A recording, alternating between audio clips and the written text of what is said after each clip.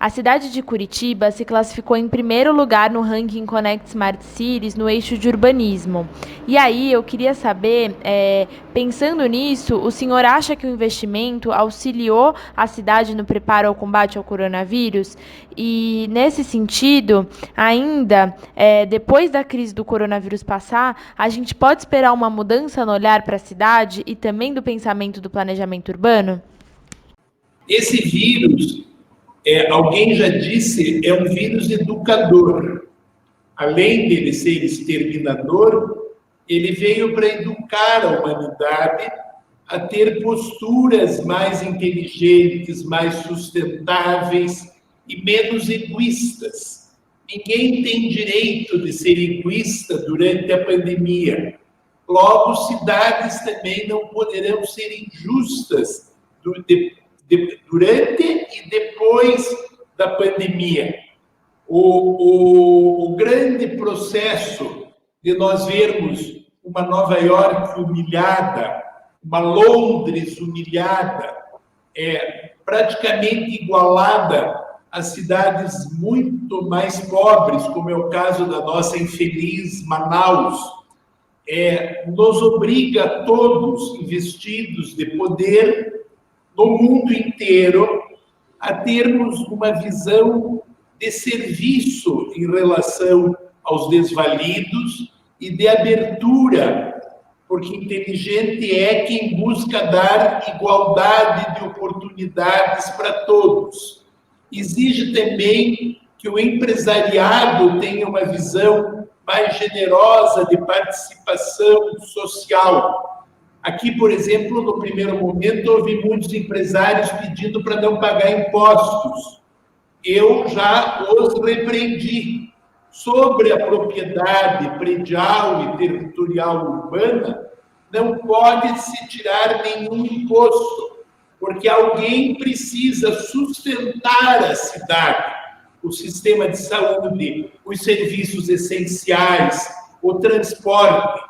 O exemplo vem da grande história da peste de 1503 na Europa, quando as cidades mais católicas e mais realistas, mais monárquicas, como era o caso de Madrid, de Lisboa, de Nápoles, de Roma, ficaram esperando que só o rei agisse.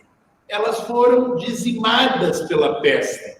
Enquanto as cidades do norte da Europa, como Bruges, Hamburgo, Berlim, foram cidades que não esperaram do rei. Tiveram empresários, tiveram uma corporação na época, guildas, ou seriam hoje sindicatos patronais, que procuraram erguer a cidade, sustentar a cidade e suportar a cidade.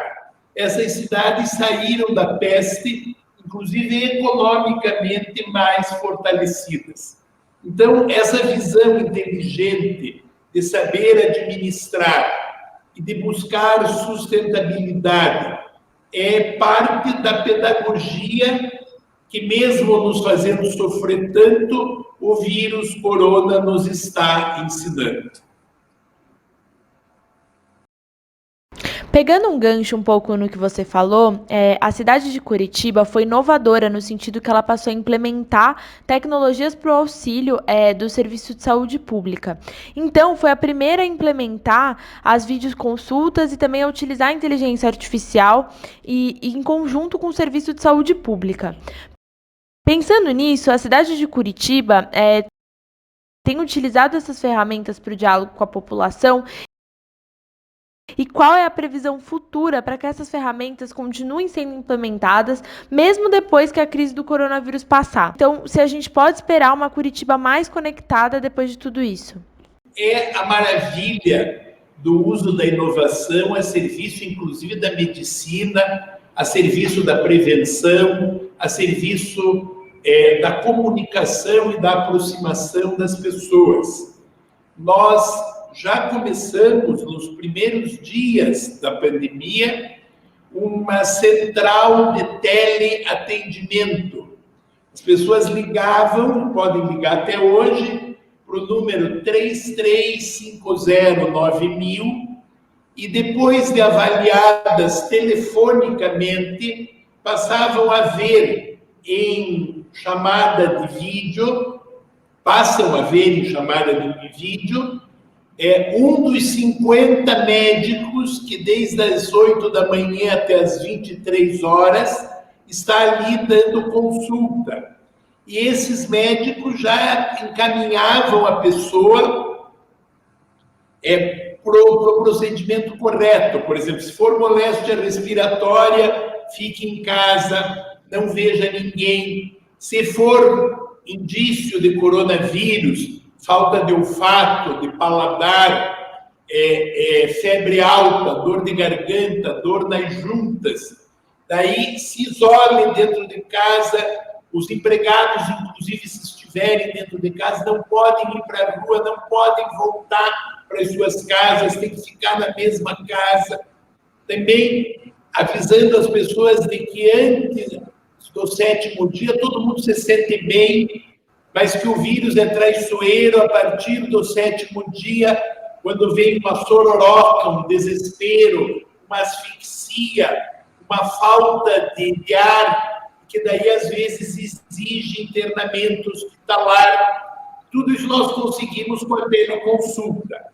Desde ontem, o robô Laura, que monitora UTIs nos hospitais de Curitiba, foi acoplado ao sistema de inteligência artificial que eu batizei de CISA, Serviço de Inteligência na Saúde, e que vai permitir, através do WhatsApp 9876-2903, que a cidade inteira converse com o sistema de saúde no mesmo instante. E se a inteligência artificial entender que essa pessoa precisa de teleconsulta, vai a teleconsulta para o ar. Então, nós estamos realmente usando isso em favor do combate à pandemia, mas também poderemos usar adiante, porque até então éramos proibidos. Eu já queria ter feito isso no começo do governo, mas o Sindicato dos Enfermeiros, o Conselho Regional de Medicina, as antigas corporações medievais do Brasil, sindicalista e corporativista, me impediam de fazer isso. Então, nesse ponto, o vírus também, ao nos dar esse choque, se torna pedagógico, educativo. No futuro, nós poderemos usar esse sistema para atender todos os diabéticos, todos os hipertensos, todos os idosos, todos os com infecções, de maneira a tornar mais fácil a vida das pessoas e mais democrático o sistema de saúde. Mas para isso precisa que o que é antigo não queira voltar de novo, que se conforme que o mundo mudou. Sim, com certeza. E falando de mudanças, Curitiba é uma cidade que é referência no Brasil inteiro. E pensando que para uma cidade funcionar, a mobilidade urbana é essencial, como que essa mobilidade urbana está sendo vista em um momento que o transporte público coletivo se tornou um risco para a saúde pública? Quais medidas de segurança estão sendo tomadas pensando nas pessoas que ainda precisam ir trabalhar? Qual que é a reflexão que fica pensando que talvez a crise do coronavírus mude o jeito que as pessoas se locomovem pela cidade, né? Cada vez mais as pessoas estão aderindo ao home office, cada vez mais as pessoas escolhem estudar em casa. Então, será que a gente pode dizer que a mobilidade urbana vai mudar? Veja, o transporte é um risco se for mal feito, mas o transporte é uma garantia de saúde pública. No primeiro momento, havia cretinos na internet querendo que mudasse tudo. Era o hashtag fecha tudo. Tinha gente metendo bronca nas redes sociais porque eu mantive o transporte essencial. A estes a gente perguntou: como andarão os lixeiros, os varredores, os serventes, os garis, os cozinheiros dos hospitais, os enfermeiros, os técnicos de enfermagem, os intensivistas? Como andarão os guardas e os policiais e também os bombeiros? Uma cidade não pode abdicar das suas funções essenciais. Pandemia não é pandemônio. Pandemia não é pandemônio. Pandemia é uma cidade funcionando, tomando os cuidados essenciais para não sobrar para outros problemas além dos vírus. Teve gente brigando comigo porque eu carpia os terrenos e os canteiros e limpava valetas durante a pandemia. Ora, se não o fizer, vai haver, somada à pandemia do coronavírus, a pandemia do dengue, da chikungunya, ou da malária, ou sabe Deus de qual doença tropical. Não pode parar a vacinação do sarampo.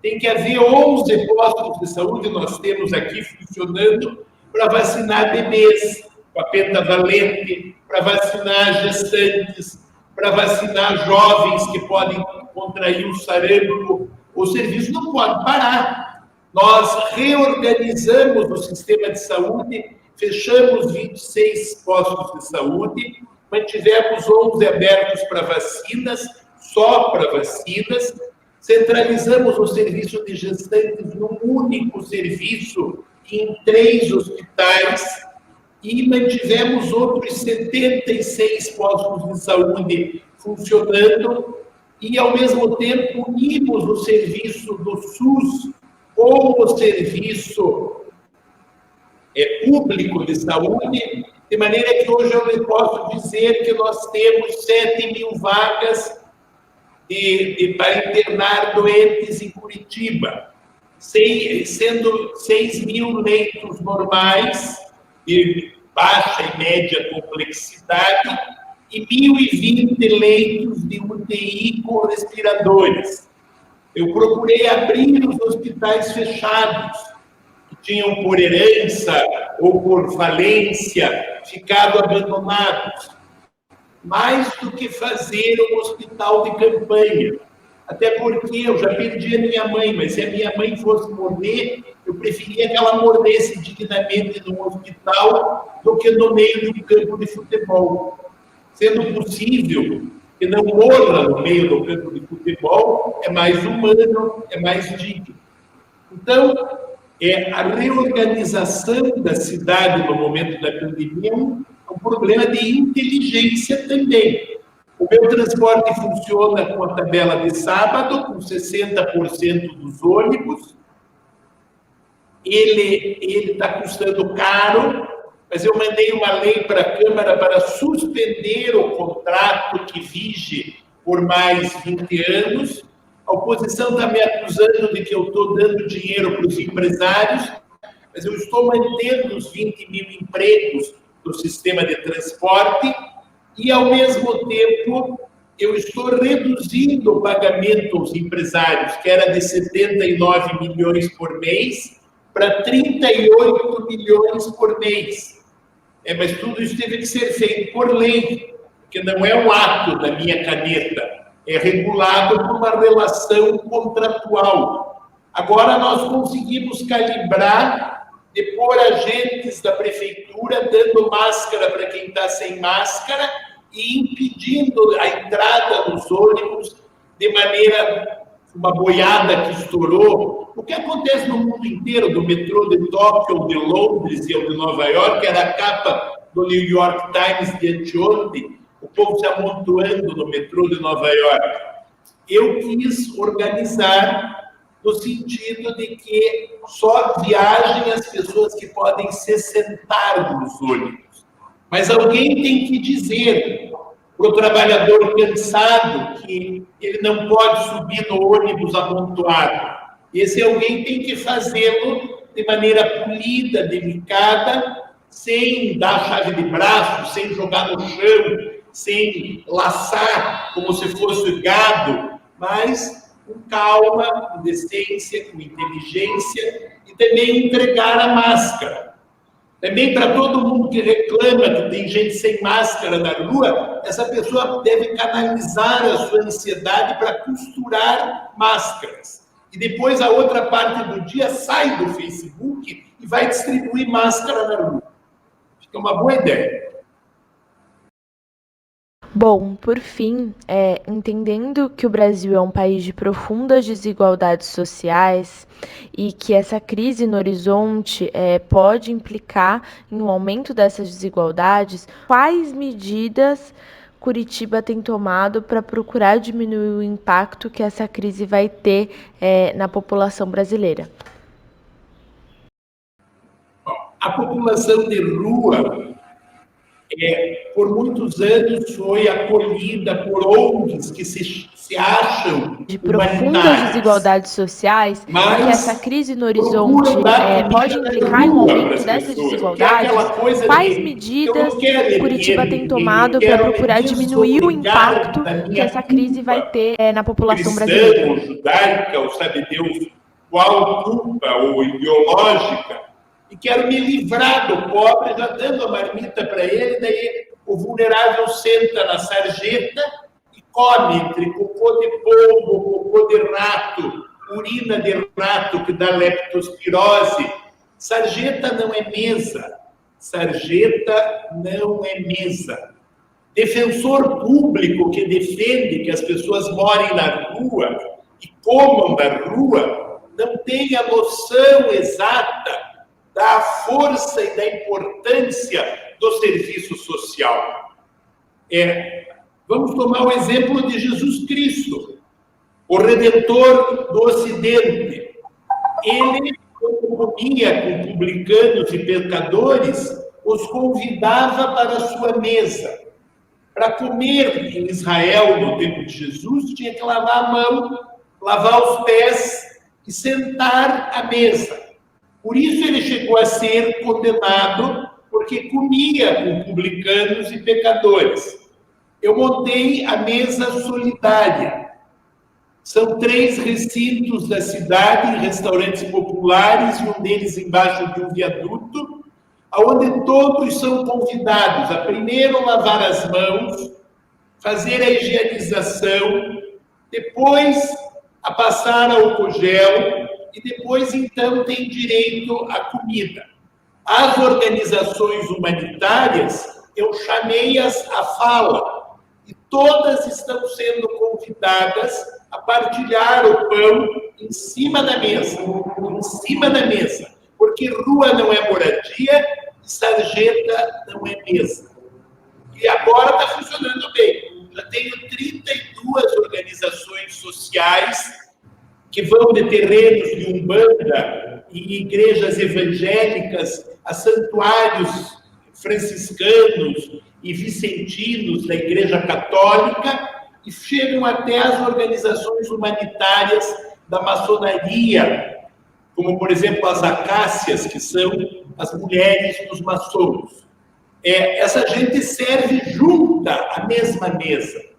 A coisa mais linda foi outro dia, e aí que eu digo que o vírus é educador, onde uma mesma mesa dos pobres era servida pelo terreiro Vovó Benta, o Santuário da Virgem do Perpétuo Socorro, da Igreja Católica, e a Igreja Evangélica Assembleia de Deus. É uma coisa que seria impossível num outro tempo.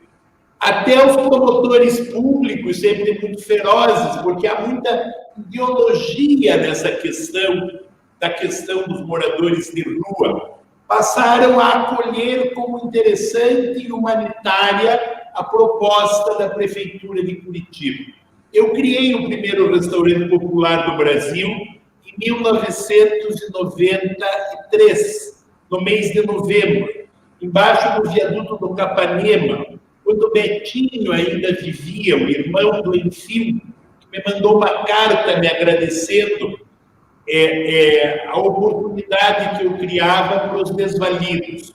Então, a minha visão não é ideológica, a minha visão é smart, é uma visão de inovação e, sobremaneira, de mudança de paradigmas. O que é bom sempre.